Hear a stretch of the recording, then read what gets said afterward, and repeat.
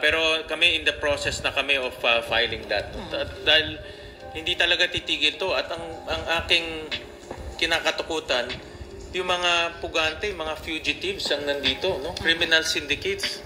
Nakita nga namin kahapon, marunong sila mag-operate eh. Hindi sila yung mga pupunta lang dito, magpapatay. Alam nila yung kalakaran ng bansa natin. Very organized sila. No? At yan ang mga klaseng taong nandito sa atin. At walang pakialam, no? sa katahimikan ng ating bansa. So sir, wala na talaga kayong naasahan from the executive na sila yung mag-ban dito? Well, I hope, no? Ako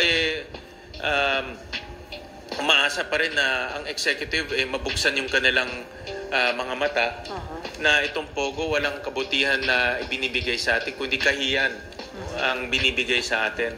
In fact, maraming mga international news agencies pinapakita itong pogo at scamming at human trafficking na nangyayari. Talaga namang walang naibigay na maayos yung pogo. Panluloko lang. Trafficking na nangyayari sa ating bansa. Marami na ako nakita sa YouTube. So, hindi kabutihan ang nakikita natin dito, kundi kahiyan ang dinadala na itong pogo sa ating bansa.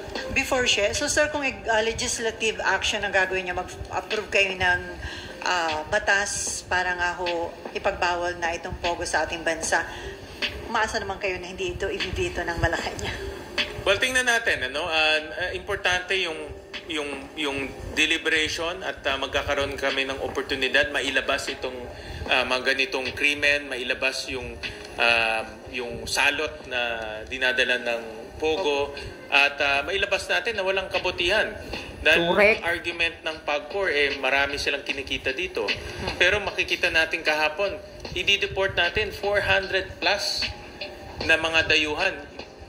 Nagre-reklamo na yung PAOK dahil araw-araw pinapakain nila ito. Araw-araw binibigyan ng medicine. Yung mga kababiihan na may anak, araw-araw pati anak pinapakain. In deportation, tayo pa magbabayad noon. No? At yung haba ng proseso, dahil hindi naman kaagad tinatanggap ng China o ng Vietnam, may proseso rin yun. So habang nandito sila, pinapakain natin.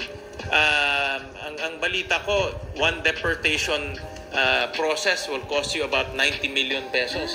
Wow. So 90, sir? 90. Bakit tayo ang magbabayad sa deportation? Natin, hindi simpleng pag nagahuli natin, papaalisin natin. Hindi simpleng ganun. Merong proseso yan.